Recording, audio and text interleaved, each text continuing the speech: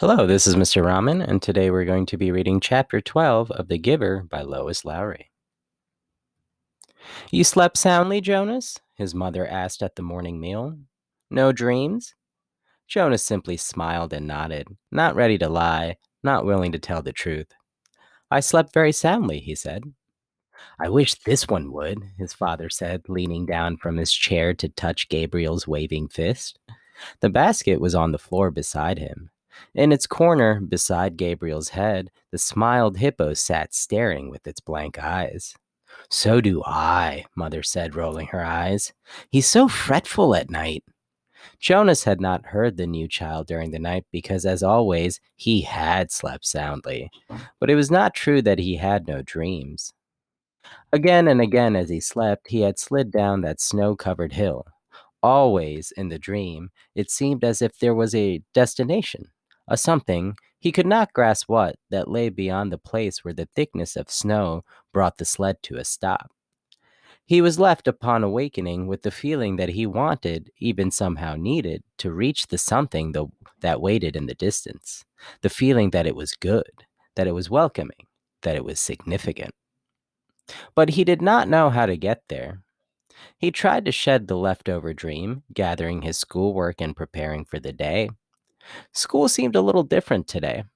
The classes were the same: language and communications, commerce and industry, science and technology, civil procedures and government.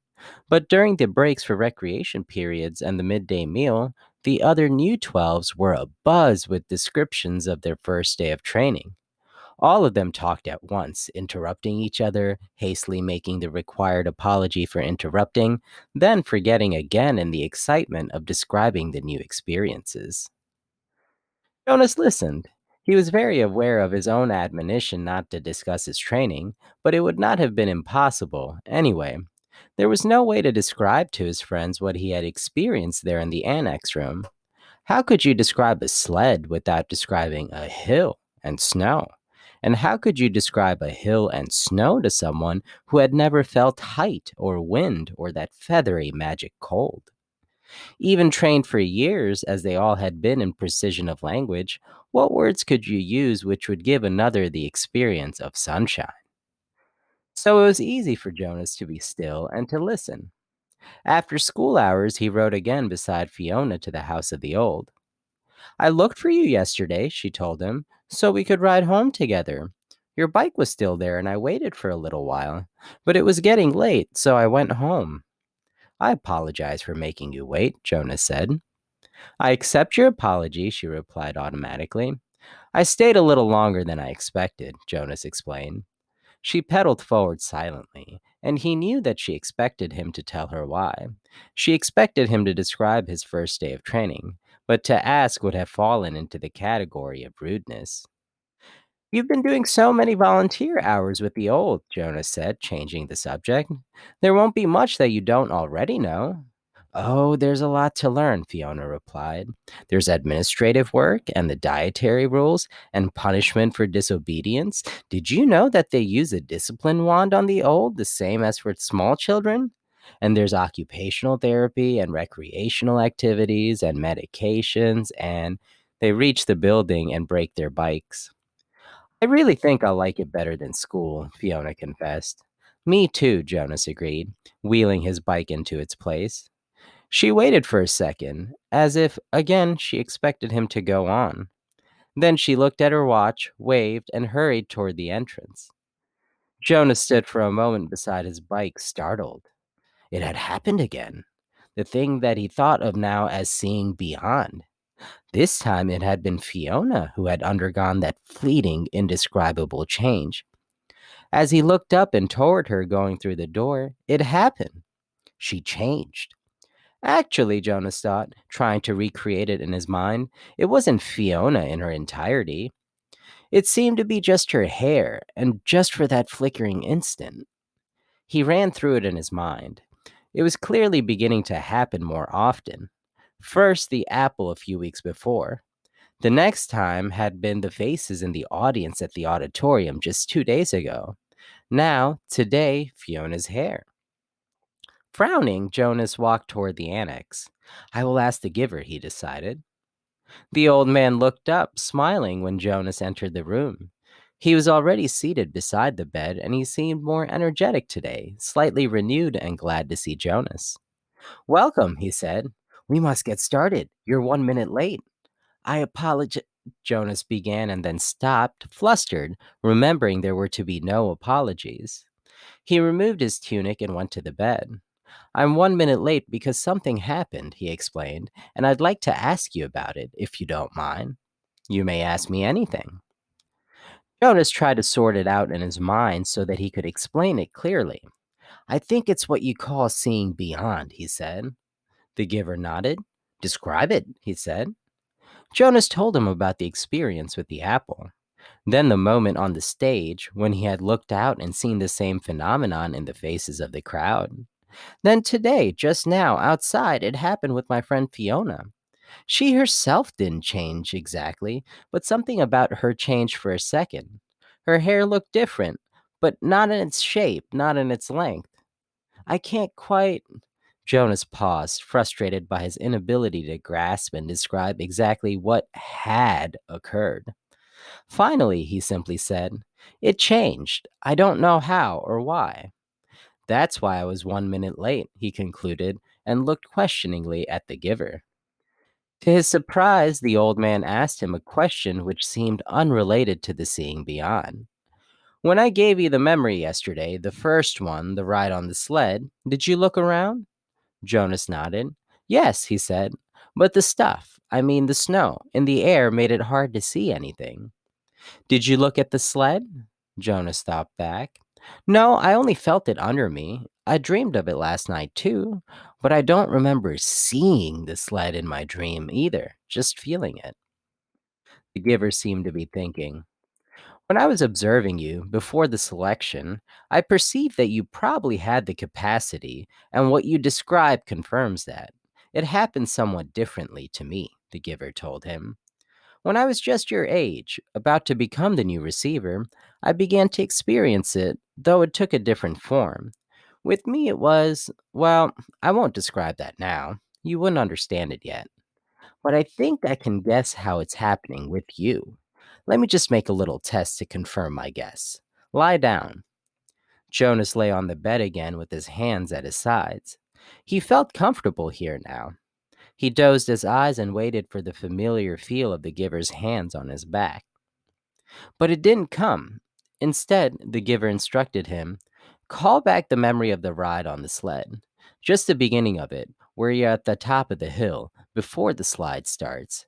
And this time, look down at the sled. Jonas was puzzled. He opened his eyes. Excuse me? He asked politely, but don't you have to give me the memory?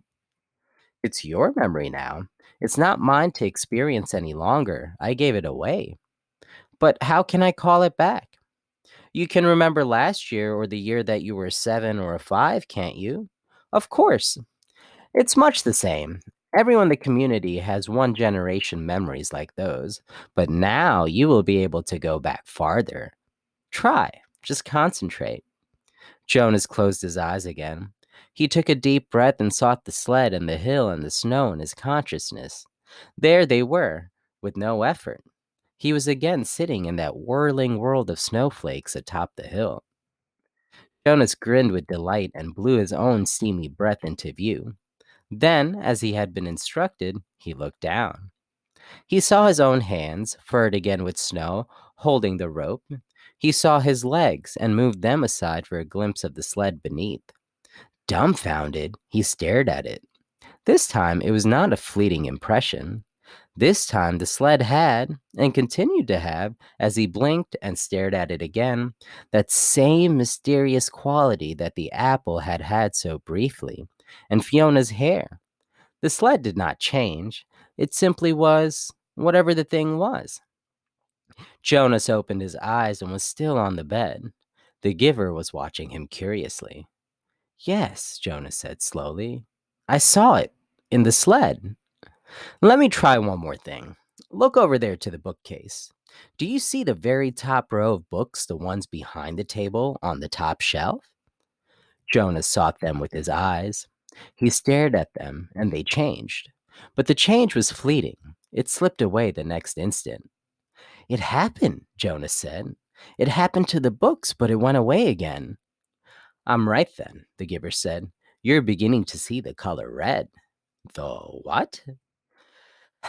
The giver sighed. How to explain this?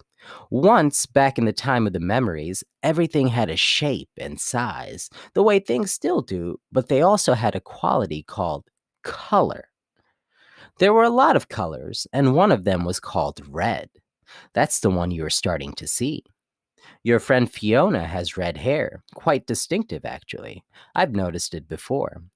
When you mentioned Fiona's hair, it was the clue that told me that you were probably beginning to see the color red. And the faces of people, the ones I saw at the ceremony? The giver shook his head. No, flesh isn't red, but it has red tones in it. There was a time, actually, you'll see this in the memories later, when flesh was many different colors. That was before we went to sameness. Today, flesh is all the same, and what you saw was the red tones. Probably when you saw the faces take on color, it wasn't as deep or vibrant as the apple or your friend's hair. The giver chuckled suddenly.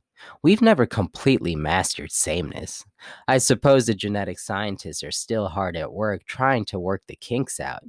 Hair like Fiona's must drive them crazy. Jonas listened, trying hard to comprehend. And the sled? He said. It had the same thing, the color red, but it didn't change, Giver. It just was. Because it's a memory from the time when color was. It was so, I wish language were more precise. The red was so beautiful. The giver nodded. It is. Do you see it all the time? I see all of them, all the colors. Will I? Of course. When you receive the memories, you have the capacity to see beyond. You'll gain wisdom, then, along with colors, and lots more. Jonas wasn't interested just then in wisdom. It was the colors that fascinated him. Why can't everyone see them? Why did colors disappear? The giver shrugged. Our people made that choice, the choice to go to sameness. Before my time, before the previous time, back and back and back. We relinquished color when we relinquished sunshine and did away with differences. He thought for a moment. We gained control of many things, but we had to let go of others. We shouldn't have, Jonas said fiercely. The giver looked startled at the certainty of Jonas's reaction. Then he smiled dryly. You've come very quickly to that conclusion, he said. It took me many years. Maybe your wisdom will come much more quickly than mine. He glanced at the wall clock. Lie back down now. We have so much to do. Giver, Jonas asked as he arranged himself again on the bed, how did it happen to you when you were becoming the receiver? You said that the seeing beyond happened to you, but not the same way. The hands came to his back. Another day, the giver said gently. I'll tell you another day. Now we must work, and I've thought of a way to help you with the concept of color. Close your eyes and be still now. I'm going to give you a memory of a rainbow.